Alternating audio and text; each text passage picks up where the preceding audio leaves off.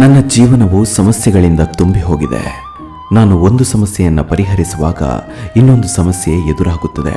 ಓ ದೇವರೇ, ಅದು ಯಾವಾಗಲೂ ಈ ಕಷ್ಟಗಳ ಸುಳಿಯಲ್ಲಿ ನಾನೇ ಏಕೆ ಸಿಲುಕಿಕೊಳ್ಳುತ್ತೇನೆ?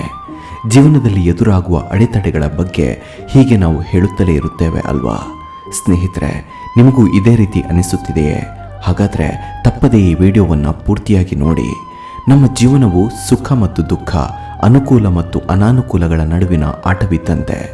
ಎಲ್ಲವೂ ನಮ್ಮ ನಿರೀಕ್ಷೆಯಂತೆ ನಡೆಯುತ್ತಿದ್ದರೆ ಸಂತೋಷ ಹಾಗೂ ಸುಖದಿಂದಿರುತ್ತೇವೆ. ಯಾವಾಗ ನಮ್ಮ ನಿರೀಕ್ಷೆಗೂ ಮೀರಿದ ಘಟನೆ ನಡೆಯಲು ಆರಂಭವಾಗುತ್ತದೆ, ಯಾವಾಗ ನಾವು ಅಂದುಕೊಂಡಂತೆ ಯಾವುದೂ ನಡೆಯುವುದಿಲ್ಲ, ಆಗ ಸಮಸ್ಯೆಗಳು ನಮ್ಮ ಎದುರಾಗುತ್ತದೆ. ಇಲ್ಲಿ ಎಲ್ಲವೂ ಒಂದು ಕಾರಣಕ್ಕಾಗಿಯೇ ನಡೆಯುತ್ತದೆ. ನಮ್ಮ ಸುತ್ತಲಿನ ಎಲ್ಲವನ್ನೂ ನಾವು ನಿಯಂತ್ರಿಸಲು ಸಾಧ್ಯವಿಲ್ಲ. ಆದರೆ ಆ ವಿಷಯಗಳು ನಮ್ಮ ಮೇಲೆ ಹೇಗೆ ಪರಿಣಾಮವನ್ನು ಬೀರುತ್ತದೆ ಎಂಬುದನ್ನು ನಾವು ನಿರ್ಧರಿಸಬಹುದು.